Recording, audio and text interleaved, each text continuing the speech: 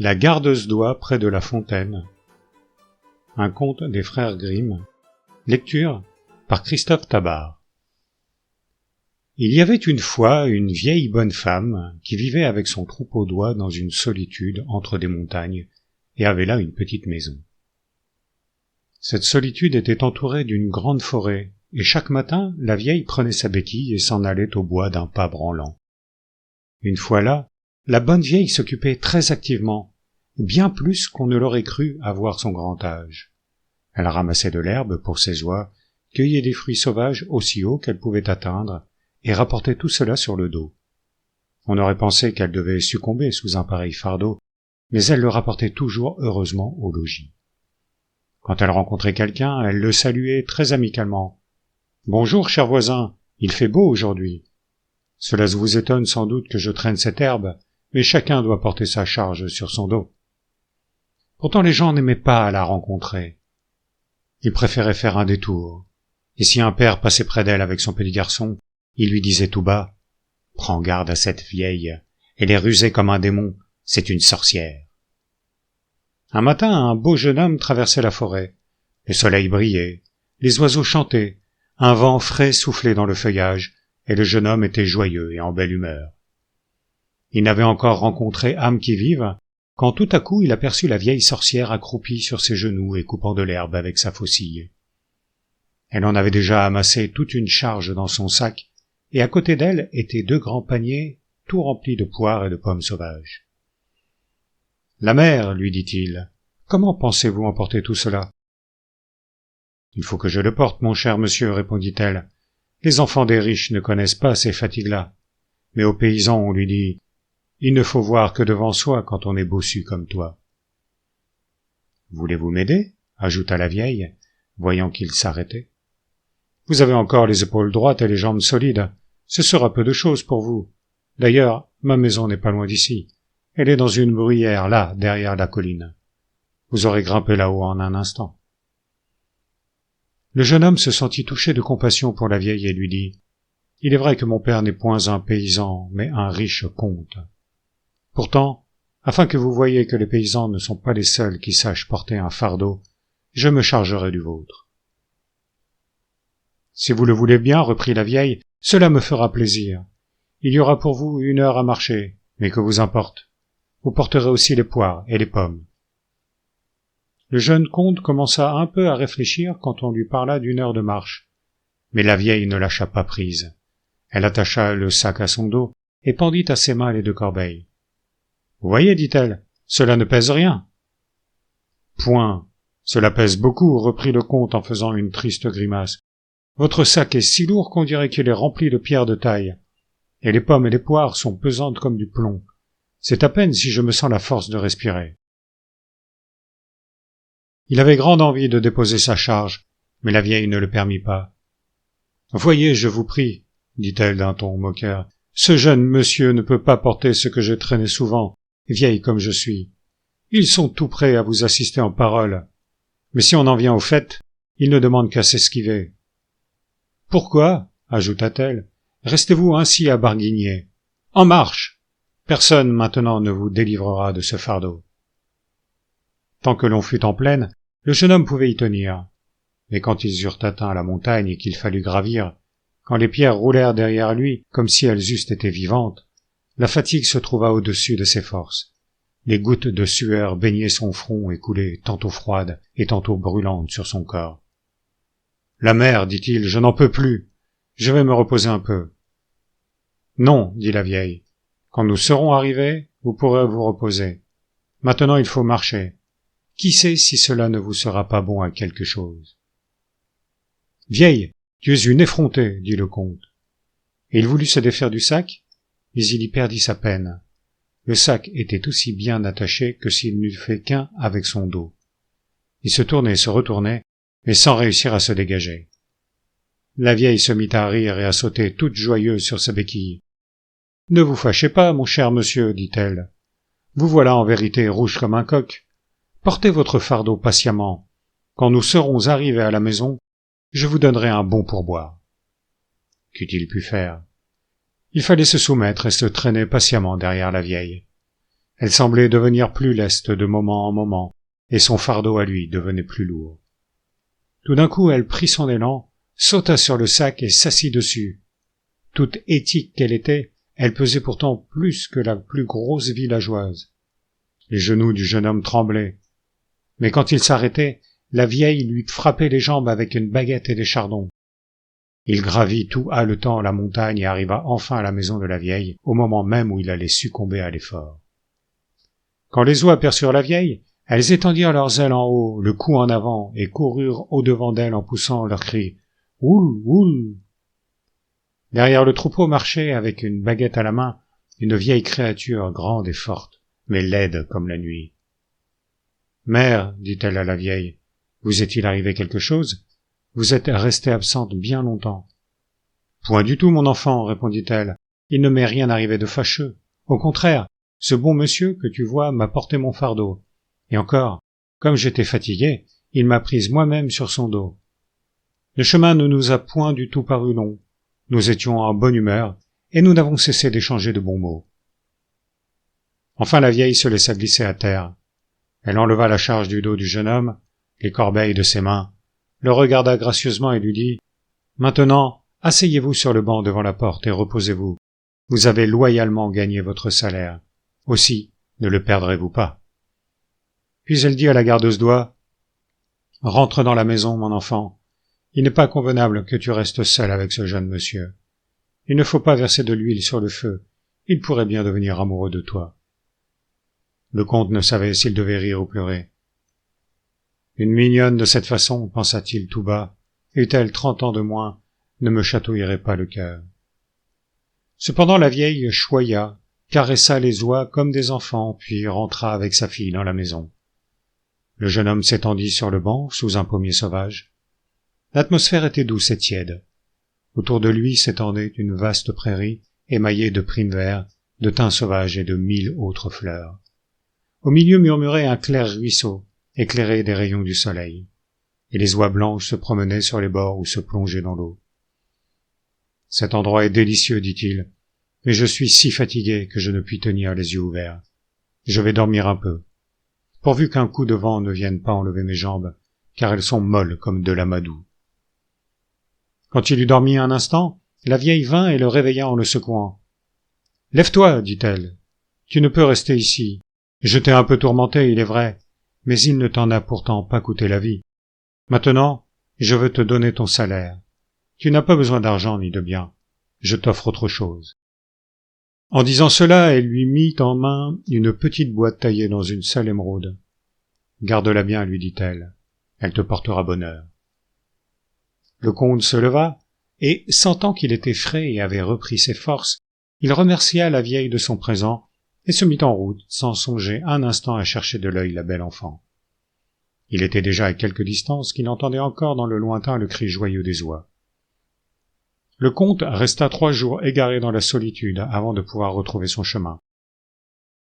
Enfin il arriva à une grande ville, et comme il n'y était connu de personne, il se fit conduire au palais du roi, où le prince et sa femme étaient assis sur un trône.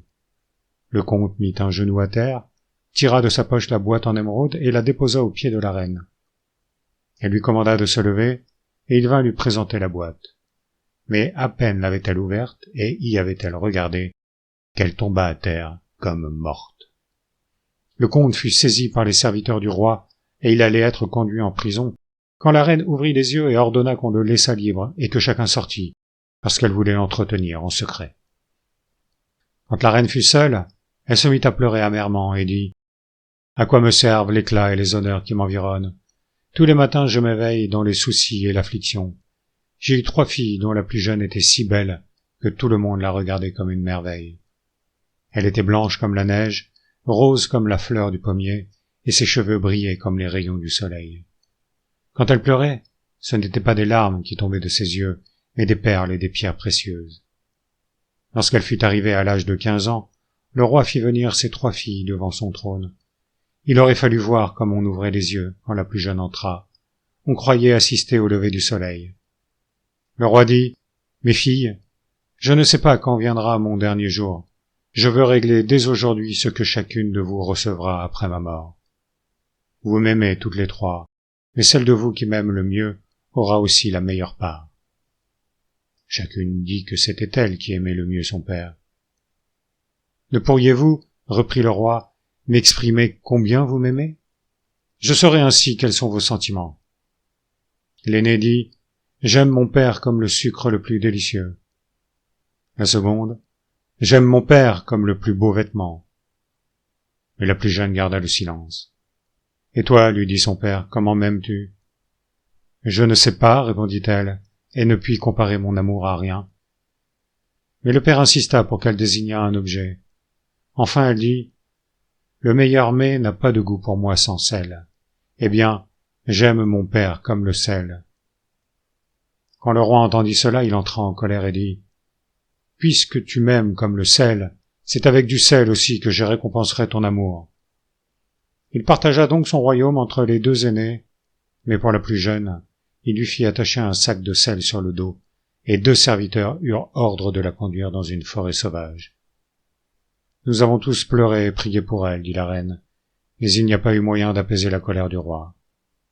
Comme elle a pleuré quand il lui a fallu nous quitter. Toute la route a été semée de perles qui étaient tombées de ses yeux.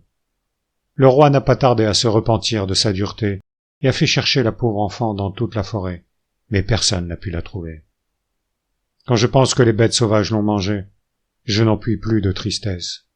Souvent, je me console par l'espérance qu'elle vit encore, qu'elle s'est cachée dans une caverne ou qu'elle a trouvé une retraite chez des gens charitables. Mais imaginez que, quand j'ai ouvert votre boîte d'émeraude, elle renfermait une perle toute semblable à celle qui coulait des yeux de ma fille. Et alors vous pouvez comprendre combien à cette vue mon cœur a été touché. Il faut que vous me disiez comment vous êtes arrivé à posséder cette perle. » Le comte lui apprit qu'il l'avait reçue de la vieille de la forêt, qui lui avait paru avoir quelque chose d'étrange et devait être une sorcière, mais qu'il n'avait rien vu ni entendu qui eût rapport à sa fille. Le roi et la reine prirent la résolution d'aller trouver la vieille. Ils pensaient que là où s'était rencontrée la perle, ils obtiendraient aussi des nouvelles de leur enfant. La vieille, dans sa solitude, était assise à la porte près de son rouet et filait. Il faisait déjà sombre et quelques copeaux qui brûlaient dans l'âtre ne répandaient qu'une faible clarté. Tout à coup, on entendit du bruit au dehors. Les oies revinrent de la bruyère au logis, en poussant leur cri le plus enroué. Bientôt, après la fille, entra à son tour. La vieille la salua à peine et se contenta de secouer un peu la tête. La fille s'assit près d'elle, prit son rouet et tourna le fil aussi légèrement qu'une jeune fille aurait pu le faire. Elles restèrent ainsi assises pendant 2 heures sans dire un seul mot. Enfin quelque chose fit du bruit près de la fenêtre, et on y vit briller 2 yeux flamboyants. C'était une vieille chouette qui cria 3 fois « Ouh, ouh !» La vieille leva à peine les yeux et dit « Il est temps, ma fille, que tu sortes pour aller faire ta tâche. » Elle se leva et sortit. Où allait-elle donc? Loin, bien loin dans la prairie, jusqu'à la vallée. Enfin elle arriva au bord d'une fontaine, près de laquelle se trouvaient 3 chênes. Cependant la lune avait monté ronde et pleine au-dessus de la montagne, et elle était si brillante qu'on aurait pu trouver une épingle. La fille enleva une peau qui couvrait son visage, se pencha vers la fontaine et commença à se laver. Quand elle eut fini, elle plongea la peau dans l'eau de la source et l'étendit sur l'herbe pour qu'elle blanchît et sécha au clair de lune. Mais comme la fille était changée, elle n'avait jamais rien vu de semblable. Quand elle eut détaché sa tresse grise, ses cheveux dorés étincelèrent comme des rayons de soleil et s'étendirent comme un manteau sur toute sa personne. Ses yeux luisaient comme les étoiles au ciel, et ses joues avaient l'éclat doucement rosé de la fleur du pommier. Mais la belle jeune fille était triste. Elle s'assit et pleura amèrement. Les larmes tombaient l'une après l'autre de ses yeux et roulaient entre ses longs cheveux jusqu'à terre. Elle était là, et elle fut demeurée ainsi longtemps si le bruit de quelques branches qui craquaient dans un arbre voisin ne fut arrivé à ses oreilles. Elle bondit comme un chevreuil qui a entendu le coup de fusil du chasseur. La lune était justement voilée par un nuage sombre. En un instant, la jeune fille se trouva recouverte de la vieille peau et disparut comme une lumière soufflée par le vent. Tremblant comme la feuille du peuplier, elle courut vers la maison. La vieille était debout à la porte, et la jeune fille voulut lui conter ce qui lui était arrivé, mais la vieille sourit de bonne grâce et dit Je sais tout déjà. » Elle la conduisit dans la chambre et alluma quelques copeaux, mais elle ne se rassit pas près de son rouet. Elle prit un balai et commença à balayer et à épousseter. « Tout doit être propre et net ici, dit-elle à la jeune fille. »« Mais, ma mère, reprit celle-ci, pourquoi commencer ce travail à une heure si avancée? Quelle est votre pensée? »« Sais-tu quelle heure il est? Demanda la vieille. »« Il n'est pas encore minuit, répondit la jeune fille. Mais 11 heures sont passées. »« Ne songes-tu pas, continua la vieille, qu'il y a aujourd'hui 3 ans que tu es venu chez moi? Ton temps est fini, nous ne pouvons plus rester ensemble. » La jeune fille fut tout effrayée et dit : « Ah, bonne mère, voulez-vous me chasser? Où irai-je? Je n'ai point d'amis, point de patrie où je puisse chercher un asile. J'ai fait tout ce que vous avez voulu, et vous avez toujours été contente de moi. Ne me renvoyez pas. » La vieille ne voulait pas dire à la jeune fille ce qui allait lui arriver. « Je ne peux rester ici plus longtemps, lui dit-elle, et quand je quitterai ce logis, il faut que la maison et la chambrée soient propres. Ne m'arrête donc point dans mon travail. Pour toi, sois sans inquiétude, tu trouveras un toit où tu pourras habiter, et tu seras contente aussi de la récompense que je te donnerai. »« Mais dites-moi ce qui va se passer, demanda encore la jeune fille. »« Je te le répète, ne me trouble pas dans mon travail. Ne dis pas un mot de plus.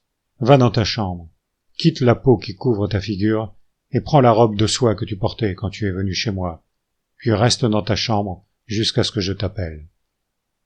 Mais il faut que je revienne à parler du roi et de la reine, qui étaient partis avec le comte pour aller trouver la vieille dans sa solitude. Le comte s'était séparé d'eux pendant la nuit et se trouvait forcé de continuer sa route tout seul. Le lendemain, il lui sembla qu'il était dans le bon chemin. Il marcha donc jusqu'à l'approche des ténèbres.